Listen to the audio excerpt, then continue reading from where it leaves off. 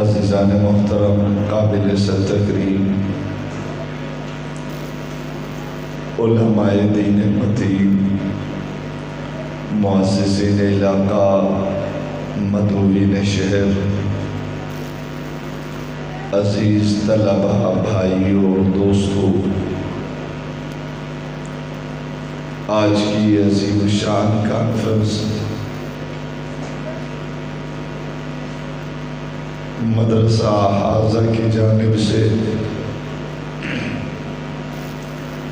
ان بچوں کے اعزاز میں رکھا گیا ہے جن بچوں نے تکمیل قرآن کی ہے۔ یہ ادارہ ہمارے بزرگ، ہماری جماعت کے اس دور کے خالد بن ولید اور ایک بہت بڑا نام بزرگ عالم دین، ہماری جماعت کے سرپرست حضرت مولانا اللہ وسعہ صدیقی رحمہ اللہ تعالی کی یادگار ہے۔ حضرت صدیقی صاحب اس دنیا سے چلے گئے،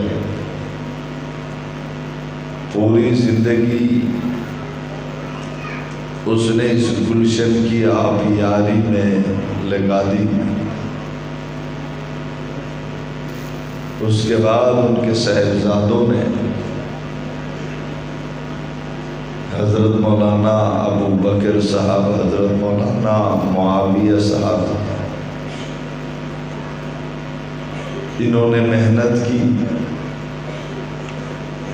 اور اس ادارے کو آباد کیا،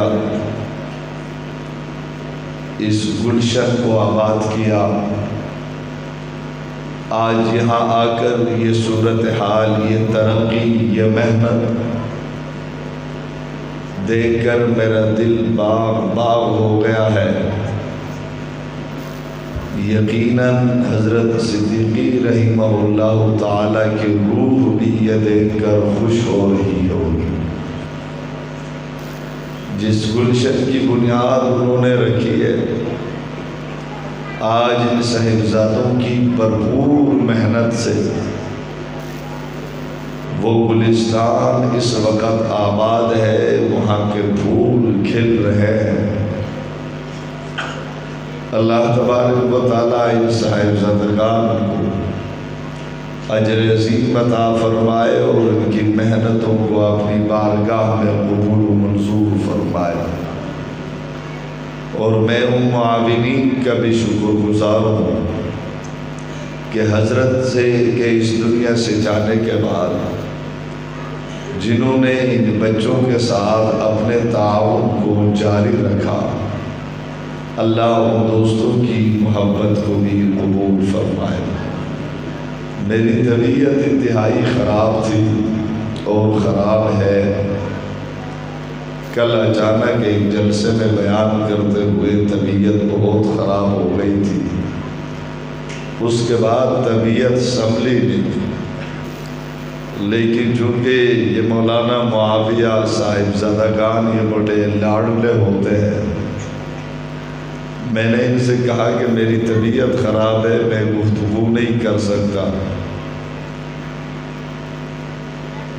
تو انہوں نے کہا نہیں آپ نے آنا ہے۔ پھر میں نے آگے کوئی اور بات نہیں کی، میں نے کہا چلو میں حاضری لگا لوں، طبیعت بہت خراب ہے اور اس وقت مجھ پر پسینہ آنا شروع ہو گیا ہے، اور کل جناح ہسپتال میں میرا ٹیسٹ بھی ہے۔ کل رات کو اچانک بیان کرتے ہوئے مجھے جھٹکا لگا اور میں بے ہوش ہو گیا، اور پھر رات کو 2 بجے کچھ دوائی وغیرہ کھا کر میں گھر چلا گیا۔ آج پورا دن بھی ایسے ہی گزرا، لیکن چونکہ دوستوں کی محبت میں حاضری لگائی ہے، گفتگو ہو تو نہیں سکتی، لیکن آئے ہیں، دوستوں کی محبت ہے، اور ان کے والد سے ہمارا ایک تعلق تھا، ایک عرصہ اس کی سرپرستی میں ہم کام کرتے رہے، اس لیے ان کی محبت میں چند باتیں عرض کروں گا، لیکن اگر آپ ساتھ دیں گے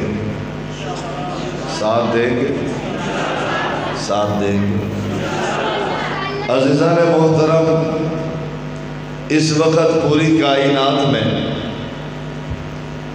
گلزار کالونی یا بلال کالونی یا کورنگی کی بات نہیں کرتا، اس وقت پوری کائنات میں مشرق میں، مغرب میں، شمال میں، جنوب میں، عرب میں، عجم میں، کالوں میں، گوروں میں، شہروں میں، دیہاتوں میں، جہاں بھی اچھائی نظر آتی ہے وہ اس قرآن کی برکت ہے۔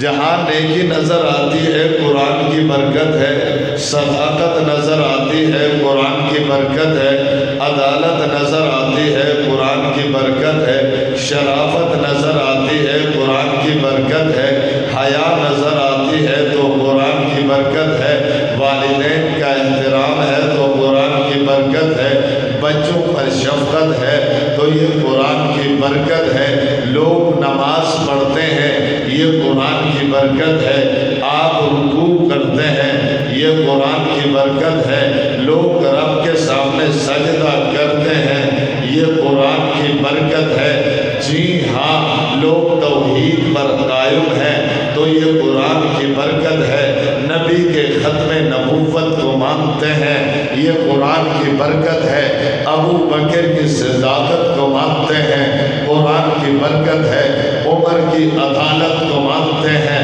تو قرآن کی برکت ہے، عثمان کی حیا کو مانتے ہیں تو یہ قرآن کی برکت ہے، صحابہ کی عظمت کو مانتے ہیں یہ قرآن کی برکت ہے۔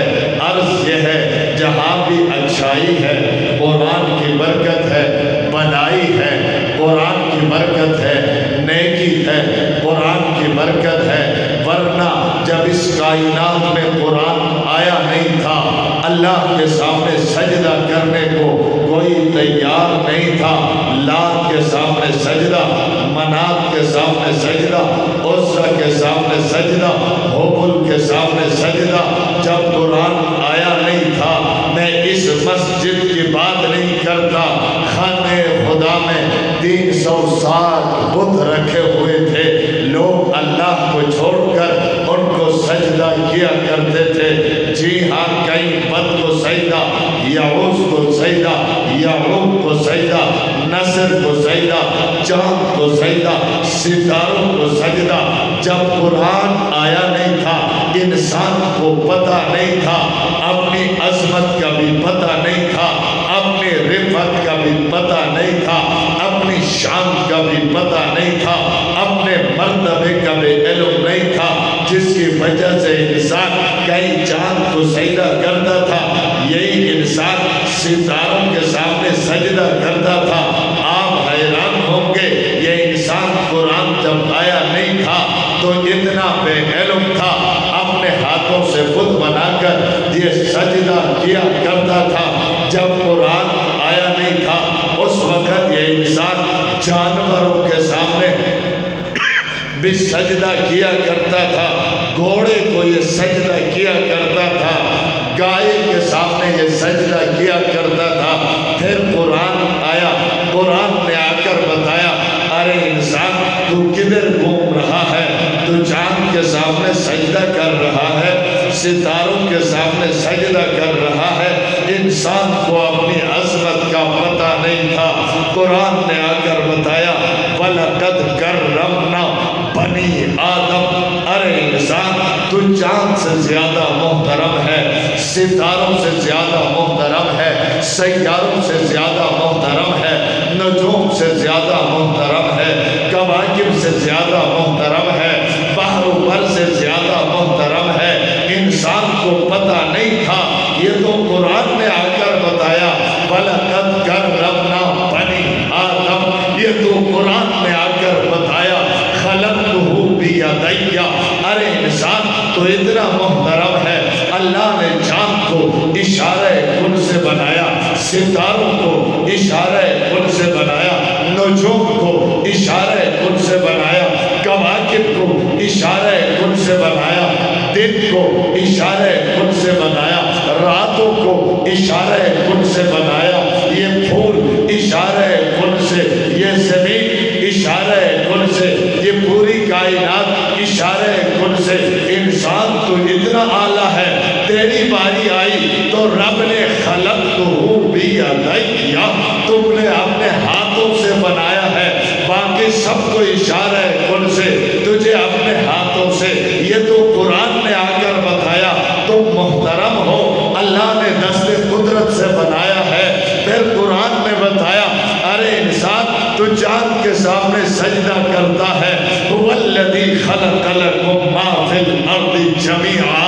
ارے انسان یہ چاند تیرے لیے ہے، تو چاند کے لیے نہیں، یہ ستارے تیرے لیے ہیں، تو ستاروں کے لیے نہیں، یہ سیارے تیرے لیے ہیں، تو سیاروں کے لیے نہیں، یہ نجوم تیرے لیے ہیں، تو نجوم کے لیے نہیں، یہ کواکب تیرے لیے، یہ آسمان تیرے لیے، یہ زمین تیرے لیے، یہ ہوا تیرے لیے، یہ سمندر تیرے لیے، یہ چمن تیرے لیے، یہ بلبل تیرے لیے، یہ پھول تیرے لیے، یہ جبریل تیرے لیے، یہ جنت تیرے لیے، یہ حور و غلمان تیرے لیے۔ جی ہاں، انسان کو پتہ نہیں تھا، یہ تو قرآن نے بتایا۔ کہاں جا رہے ہو؟ سب تیرے لیے، سب سب سب فرمایا یہ چاند تیرے لیے، تو چاند کے لیے نہیں ہے، یہ ستارے تیرے لیے ہیں، تم ستاروں کے لیے، یہ گھوڑا تیرے لیے ہے، تو گھوڑے کے لیے نہیں ہے۔ اللہ یہ سب میرے لیے، یہ چاند ستارے سیارے نجوم کواکب باروں پر سب میرے لیے، میں کس لیے؟ فرمایا سب تیرے لیے، تو میرے لیے۔ تیرا سجدہ میرے لیے، تیرا رکوع میرے لیے، تیری پکار میرے لیے، تیری عبادت میرے لیے، تیری اطاعت میرے لیے، تیری زندگی میرے لیے، تیری حیات میرے لیے، تیری موت میرے لیے۔ جی ہاں، سب تیرے لیے، تو میرے لیے ہے۔ ربا یہ چاند میرے لیے، فرمایا جی ہاں، تو چاند کے لیے نہیں، چاند تیرے لیے۔ ربا میں چاند کے سامنے سجدہ کروں، فرمایا نہیں، چاند تیرے لیے، تو میرے لیے۔ تیرا سجدہ چاند کے سامنے نہیں، میرے سامنے ہونا چاہیے۔ فرمایا سب تیرے لیے، تو میرے لیے، تیرا سجدہ بھی میرے لیے۔ ربا یہ گھوڑا بھی میرے لیے، فرمایا ہاں یہ گھوڑا بھی تیرے لیے۔ ربا یہ گھوڑا میرے لیے، میں سجدہ کروں گھوڑے کو؟ فرمایا نہیں۔ گھوڑے سے مانگوں؟ فرمایا نہیں۔ گھوڑے کے نیچے سے بچے گزاروں؟ جواب ملا کہ نہیں۔ ربا یہ گھوڑا میرے لیے، میں سجدہ نہ کروں، میں رکوع نہ کروں، اس کے نیچے سے نہ گزروں، میں کیا کروں؟ جواب ملا، گھوڑا تیرے لیے ہے، تو گھوڑے کے لیے نہیں۔ گھوڑے کو سجدہ نہ کر، گھوڑے پر سواری کر۔ سواری کیا کر؟ کیا کر؟ گھوڑے کا نام ذوالجناح رکھ کر اس کو سجدہ نہ کر، اس پر سواری کر۔ سواری کسی نے پوچھا مولانا سواری کیسے کریں؟ میں نے کہا جیسے نبی نے سواری کی ہے تو بھی سواری کر، جیسے علی نے سواری کی ہے تو بھی سواری کر، جیسے کربلا میں حسین نے سواری کی ہے تو بھی سواری کر۔ نبی نے گھوڑے پر سواری کی ہے، گھوڑے کو سجدہ نہیں کیا۔ علی نے گھوڑے پر سواری کی ہے، گھوڑے کو سجدہ۔ کربلا میں حسین نے گھوڑے پر سواری کی ہے، گھوڑے کو سجدہ۔ اس لیے اگر تو نبی والا، علی والا، حسین والا ہے تو تو بھی گھوڑے پر سواری کر سواری. کیا کر؟ کیا کر؟ یہ گھوڑے پر سواری کرتے ہیں، وہ گھوڑے کو سجدہ کرتا ہے. مجھ سے کسی نے کہا یہ سواری کرنے والے کون ہیں، یہ سجدہ کرنے والا کون ہے؟ میں نے کہا گھوڑے پر سواری کرنے والا ہی نبی والا ہے، گھوڑے پر سواری کرنے والا ہی علی والا ہے، گھوڑے پر سواری کرنے والا ہی حسین والا ہے. جو گھوڑے کو سجدہ کرتا ہے اور نبی والا بھی نہیں، علی والا بھی، علی والا بھی. کائنات میں جتنی اچھائیاں ہیں یہ قرآن کی برکت ہے. آج اگر ہم اللہ کے سامنے سجدہ کرتے ہیں تو یہ اس قرآن کی برکت ہے. جی ہاں، ورنہ قرآن کے آنے سے پہلے ہمیں تو علم ہی نہیں تھا ہمارا مقام کیا ہے، ہمارا مقصد کیا ہے. انسان کو علم نہیں تھا الہ کون ہے. انسان ہر چیز کے سامنے سجدہ کر رہا تھا. یہ تو قرآن نے آ کر بتایا اللہ لا الہ الا هو الحی القیوم. یہ تو قرآن نے بتایا اللہ کے علاوہ کوئی الہ نہیں ہے. ہمیں علم نہیں تھا، انسان کو علم نہیں تھا. انسان لات کو بھی، منات کو بھی، عزا کو بھی، حبل کو بھی الہ سمجھتا تھا. یہ تو قرآن نے بتایا اللہ لا الہ الا ہو، اللہ کے علاوہ کوئی الہ نہیں، کوئی مشکل کشا نہیں، کوئی حاجت روا نہیں، کوئی بگڑی بنانے والا نہیں. اب قرآن سے پوچھا قرآن یہ بھی تو بتاؤ یہ ود الہ کیوں نہیں، یعوس الہ کیوں نہیں، نصر الہ کیوں نہیں، چاند الہ کیوں نہیں، نبی الہ کیوں نہیں، ولی الہ کیوں نہیں، علی الہ کیوں نہیں. قرآن نے بتایا کہ نہیں، اللہ الہ ایک ہے. ایک کیوں ہے؟ فرمایا الحی، وہ اللہ زندہ تھا، زندہ ہے، زندہ رہے گا. باقی سب کے لیے فنا ہے، انبیاء کے لیے فنا، اولیاء کے لیے فنا، اتقیاء کے لیے فنا، اذکیاء کے لیے فنا، سب کے لیے فنا ہے. جب سب کے لیے فنا ہے، جس پر موت آ جائے وہ مجبور ہوتا ہے، جو مجبور ہوتا ہے وہ معذور ہوتا ہے، جو معذور ہوتا ہے وہ مشکل کشا نہیں ہوتا. اس لیے سب پر موت آتی ہے. اللہ موت سے پاک ہے. الہ وہ ہوتا ہے جو موت سے پاک ہوتا ہے. موت سے پاک صرف اللہ کی ذات ہے. اللہ الہ اس لیے ہے لا تأخذہ سنۃ ولا نوم. اللہ کو نیند بھی نہیں آتی، اللہ کو اونگ بھی نہیں آتی، اللہ سوتا بھی نہیں، اور سونا تو دور کی بات ہے، اللہ کو اونگ بھی نہیں آتی اور اللہ سوتا نہیں. اور جو سو جائے وہ الہ نہیں ہوتا. انبیاء بھی سوتے ہیں. آدم شفیع اللہ سے لے کر محمد الرسول اللہ تک سارے انبیاء سوتے تھے. جو سو جائے وہ الہ نہیں ہوتا. ولی بھی سوتا ہے، قطب بھی سوتا ہے، ابدال بھی سوتا ہے. اس لیے اللہ کے علاوہ کوئی الہ نہیں، کیونکہ اللہ سب کو سلاتا ہے، خود سونے سے پاک ہے. کسی نے پوچھا اللہ سوتا کیوں نہیں؟ میں نے کہا اگر اللہ سو جاتا تو آدم شفیع اللہ ربنا ظلمنا انفسنا وان لم تغفر لنا وترحمنا لنکونن من الخاسرین کہہ کر جب پکار رہے تھے اللہ سو جاتا. آدم کی پکار کو کون سنتا؟ اللہ سو جاتا. نوح کی پکار کو کون سنتا؟ اللہ سو جاتا. بیماری میں ایوب کی پکار کو کون سنتا؟ اللہ سو جاتا. مچھلی کے پیٹ میں یونس کی پکار کو کون سنتا؟ اللہ سو جاتا. آرے کے نیچے زکریا کی پکار کو کون سنتا؟ اللہ سو جاتا. تہجد میں اٹھ کر لوگ پکارتے ہیں اللہ کو، اللہ سو جاتا. تہجد گزاروں کی پکار کو کون سنتا؟ नेक लोगों की पुकार को कौन सुनता? अल्लाह नहीं सोता।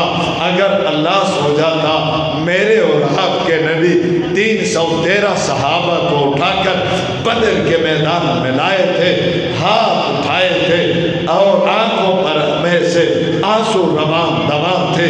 मेरे नबी रो रहे थे, अल्लाह को पुकार रहे थे, अल्लाहुम्मा इन तुहलिक हाज़िहिल असाबा लम तुहमद अबदा।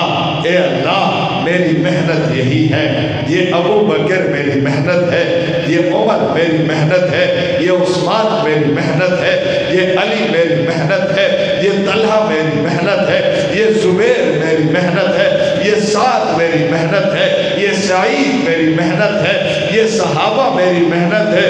रब्बा, ये 313 मेरी मेहनत है।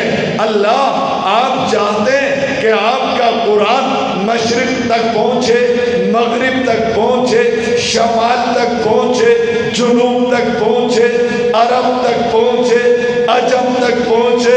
अल्लाह, आप चाहते हैं कि आपका कुरान कराची तक पहुँचे, गुलजार कॉलोनी तक पहुँचे। रब्बा, आप चाहते हैं कि आपका कलमा मशरिक व मगरिब तक पहुँचे। रब्बा, आप चाहते हैं आपकी तौहीद दुनिया में फैले।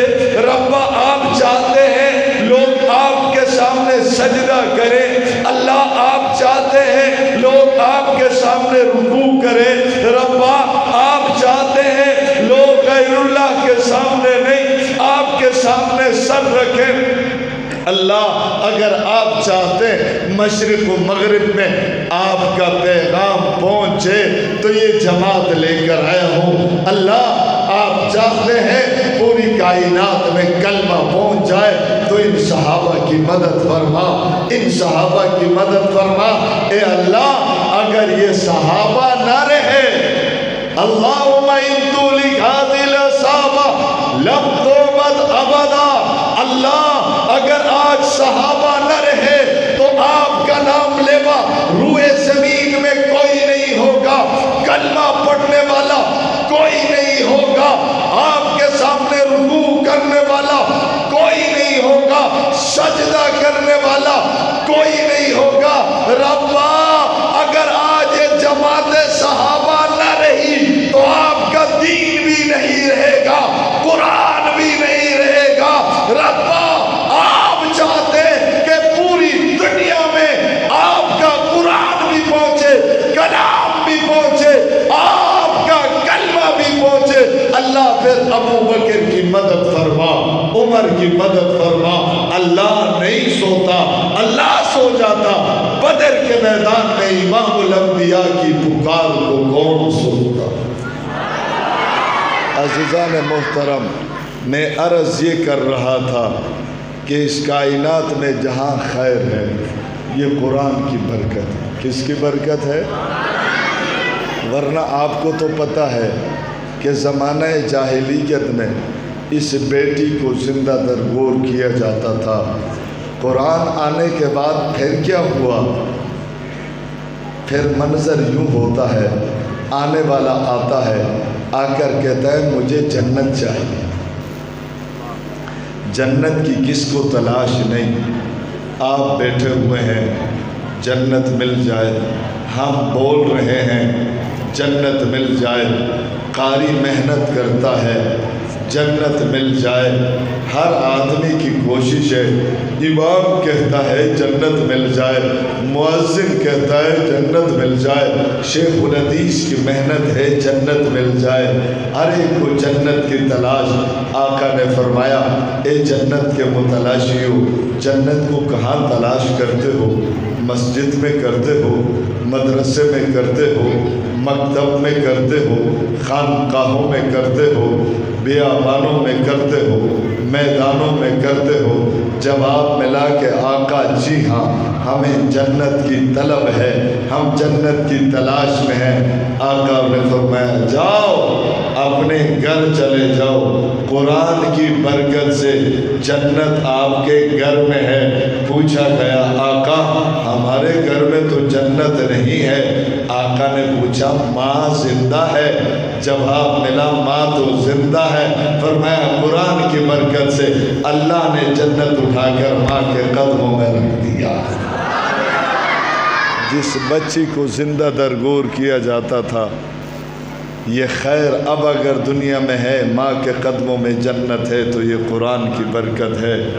جی ہاں، میرے نبی نے فرمایا جس بچی کو زندہ درگور کیا جاتا تھا، میرے نبی نے فرمایا جس کے گھر میں 2 بیٹیاں ہوں، وہ ان کی اچھی تربیت کرے، جوان کرے، اچھی جگہ نکاح کرائے، مجھ محمد سے جنت کا ٹکٹ لے۔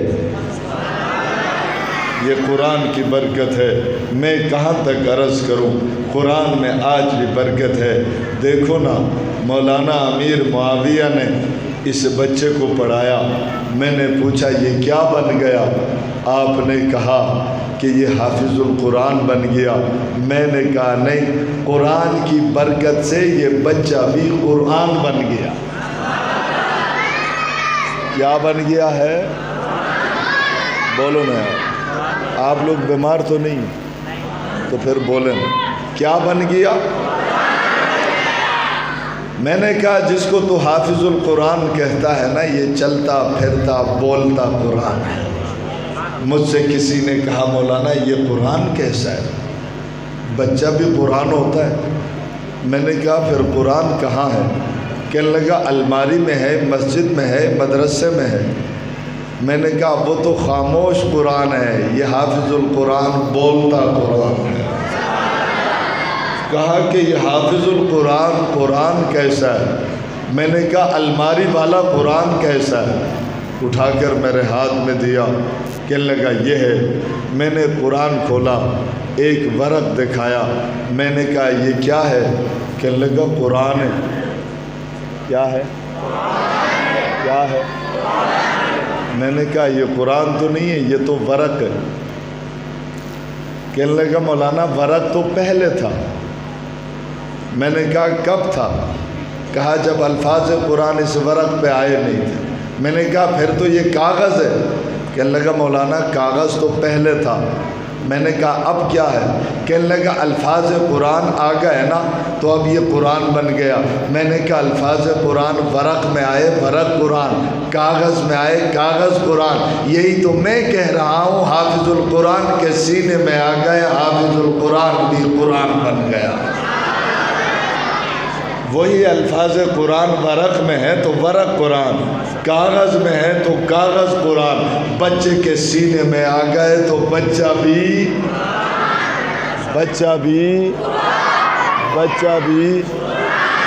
اور یہ عجیب قرآن کا معجزہ ہے۔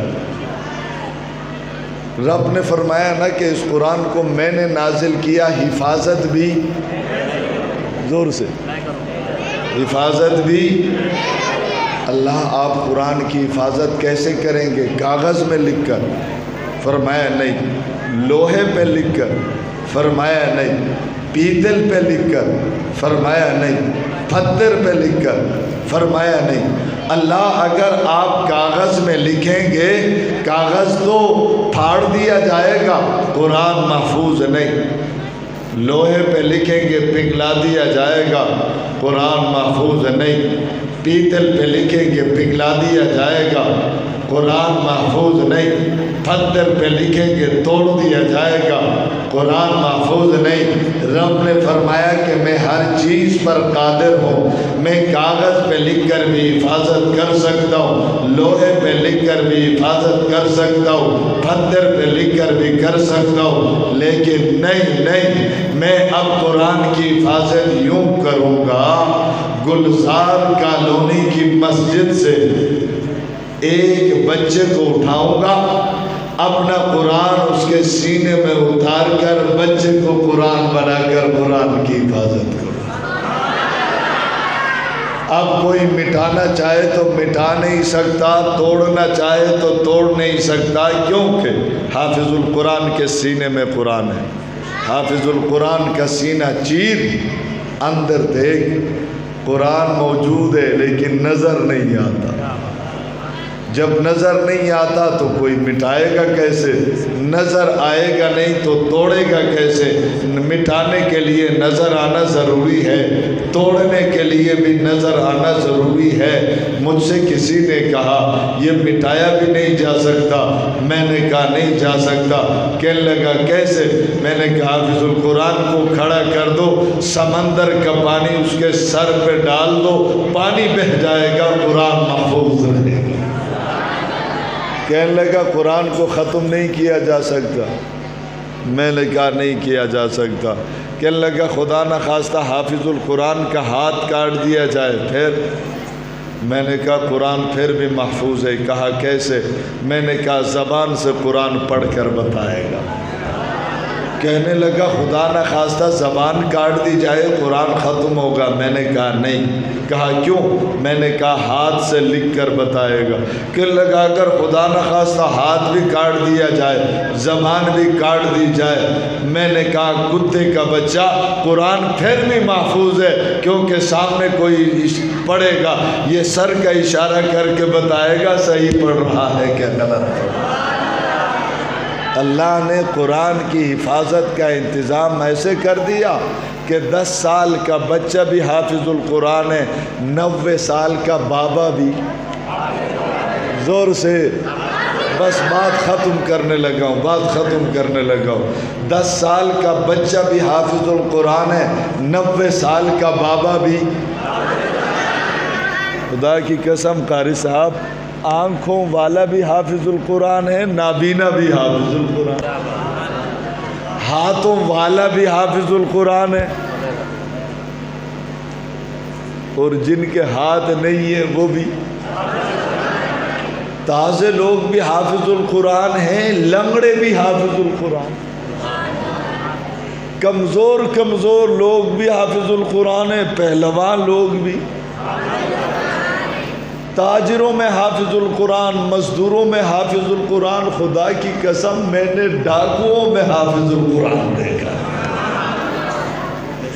ڈاکوؤں میں حافظ القرآن دیکھا ہے، لیکن کالوں میں حافظ القرآن نہیں دیکھا۔ کالوں میں حافظ القرآن، خدا کی قسم ان سے تو ڈاکو بھی اچھے، ان کے سینے میں قرآن جاتا ہے، میں نے دیکھا ہے، میں مزاح نہیں کر رہا، یہ قرآن کا معجزہ ہے۔ پھر بلکہ میں نے ایک دفعہ دیکھا، غور کیا، تمام قوموں میں حافظ القرآن۔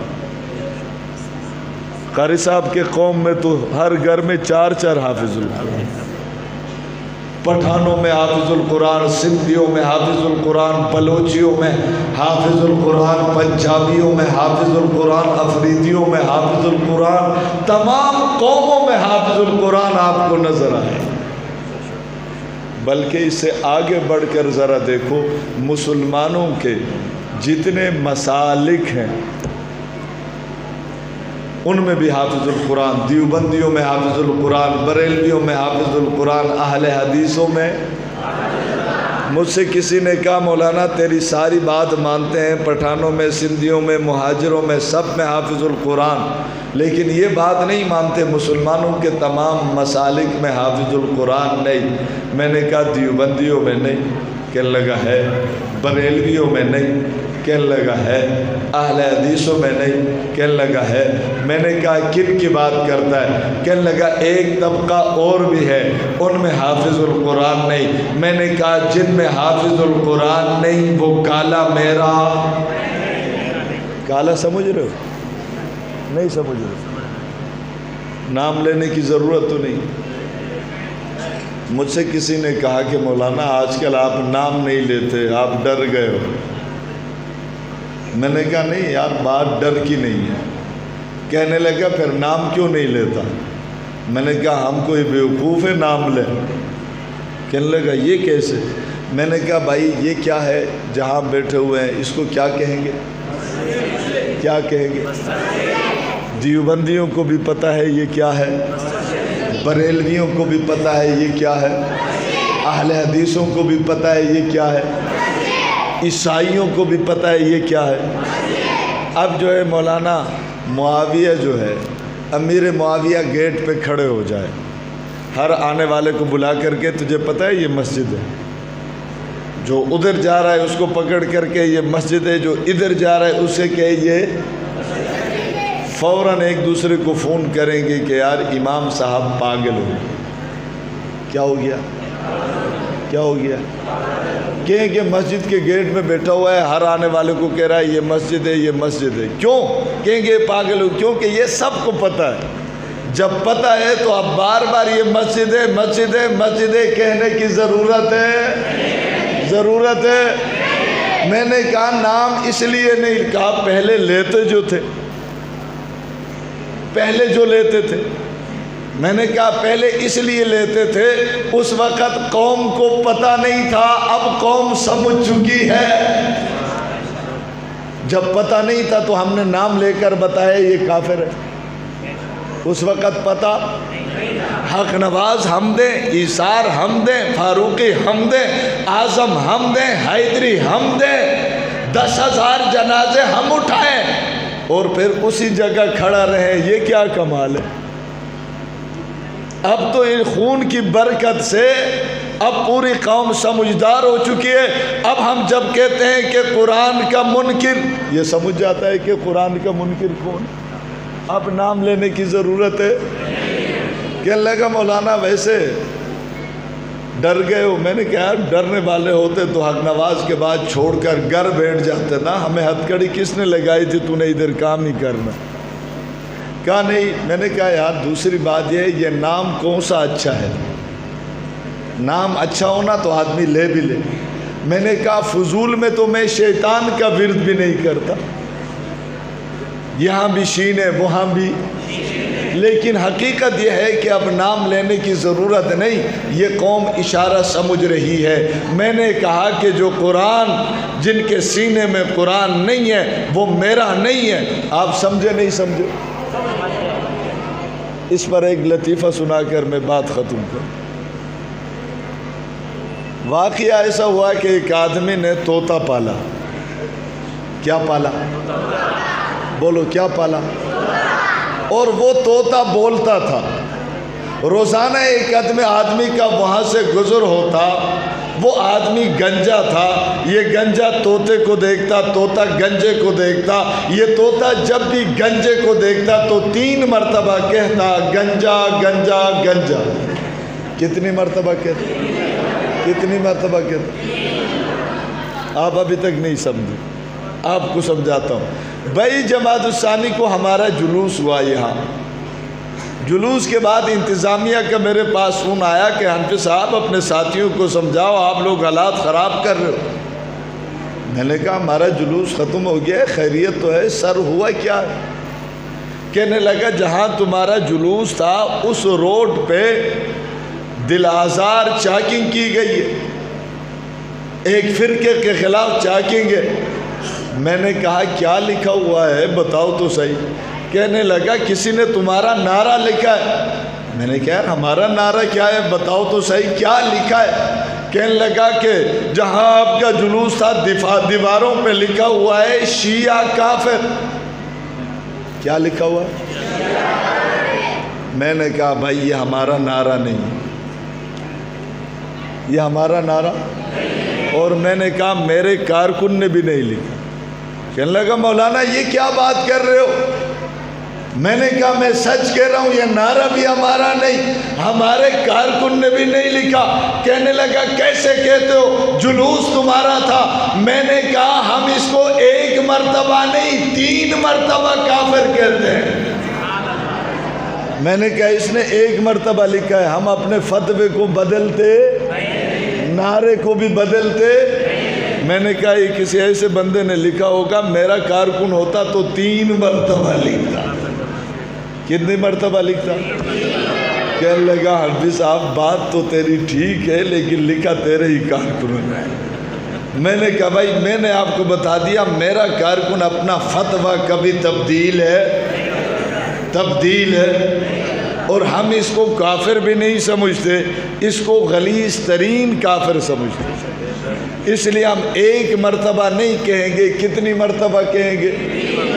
اس لیے ہمارا طوطا بھی 3 مرتبہ کہہ رہا تھا۔ اب وہ گنجا بڑا پریشان ہو گیا، ایس ایچ او کے پاس چلا گیا، درخواست لگائی، کہا کیا ہوا؟ کہتا ہے وہ ایک طوطا ہے، جب بھی مجھے دیکھتا ہے وہ مجھے گنجا کہتا ہے۔ ایس ایچ او نے اوپر سے نیچے تک دیکھا، دیکھنے کے بعد کہا گنجا تو تو ہے، گنجا تو تو۔ اس نے کہا یہ تو مجھے بھی پتہ ہے میں گنجا ہوں، خود گنجے کو بھی پتہ ہے میں گنجا ہوں، لیکن یہ جامعۃ الرشید کے وہ کیا کہوں گا اس کو، آدھا جو مولوی ہے، جامعۃ الرشید والوں نے بڑا آسان کر دیا مولوی بننے کو۔ 2 سال میں مولوی بنا کر مارکیٹ میں پھینک دیتے۔ توجہ سے سننا، ظاہر بات ہے جو 2 سال پڑھ کر باہر آئے گا وہ جواد نقوی اور شیعوں کے پاس جا کر یہی کہے گا کہ بس اختلافات صرف 5% میں ہے، 95% تو مشترکات ہے۔ پتہ نہیں یہ 95% مشترکات کہاں سے اس مولوی صاحب نے نکالا ہے؟ یہ مختصر مولوی جو بن رہے ہیں، یہ جو اتحاد کا چورن بیچ رہے ہیں، پھر الٹا صفائی دے رہا ہے۔ آج اس مختصر مولوی کا پھر ایک کلپ آیا، کہنے لگا میں ان کے بارے میں نہیں کہہ رہا تھا جو قرآن کے منکر ہیں، جو امی عائشہ پر تہمت لگاتے ہیں، صحابہ کی تکفیر کرتے ہیں، میں ان کے بارے میں نہیں کہہ رہا تھا۔ تو بھائی جن کی مجلس میں تو بیٹھا ہوا تھا وہ تو وہی تھے۔ جواد نقوی جیسا بے ایمان تو چشم فلک نے دیکھا ہی نہیں ہے، کیا اس کی گستاخیاں تمہارے سامنے نہیں؟ کیا اس نے حضرت امیر معاویہ، حضرت ابو ہریرہ، حضرت صدیق اکبر کی تکفیر اور توہین نہیں کی ہے؟ اگر کی ہے تو پھر وہاں جا کر اس کے سامنے تو کہتا ہے کہ ہمارے 95% مشترکات ہیں۔ وہ مشترکات ہمیں بھی دکھاؤ۔ لیکن مولویوں یاد رکھو، اب وہ زمانہ چلا گیا ہے، اب وہ دور گزر چکا ہے۔ تم کہو کہ ہماری پگڑی بڑی ہے، ہمارا ادارہ بڑا ہے، اب حق نواز کا نظریہ اتنا پھیل چکا ہے اور ایسی پگڑیاں اچھالی جائیں گی اب انشاءاللہ۔ جو گستاخان صحابہ کی کا دفاع کرے گا، ہم یہ نہیں دیکھیں گے یہ کس ادارہ کا ہے اور اس کی پگڑی کتنی بڑی ہے۔ پگڑی کی عزت ہے، لیکن جس کو صدیق اکبر کی حیا نہ ہو، فاروق اعظم کی حیا نہ ہو، ہمیں اس پگڑی کی حیا نہیں ہے۔ خیر، ایس ایچ او نے کہا گنجا تو تو، اس گنجے نے کہا یہ تو مجھے بھی پتہ ہے میں گنجا ہوں، گنجے کو تو پتہ ہے میں گنجا ہوں، ایس ایچ او کو بھی پتہ ہے، لیکن مولوی صاحب کو ابھی تک پتہ، ابھی تک مشترکات ہی ڈھونڈ رہا ہے۔ یہ ہم ادھر جنازے اٹھا رہے ہیں، وہ مشترکات ڈھونڈ رہا ہے۔ ہم نے ہتھ کڑی پہنی ہے، باگل تھے ہم، بیڑی پہنی ہے، قربانیاں دی ہے، ماؤں کے بیٹوں کے جنازے ہم نے اٹھائے ہیں، آج تم مشترکات ڈھونڈنے آ گئے۔ خیر، بات کہیں اور نکل گئی۔ میں عرض کر رہا تھا طوطے کو ایس ایچ او نے سمجھایا کہ بھائی یہ ہے تو گنجا ہے، تو چاہے جامعۃ الرشید والا ہزاروں مشترکات ڈھونڈیں، یہ پھر بھی بولو، یہ پھر بھی گنجا ہے۔ کہا اچھا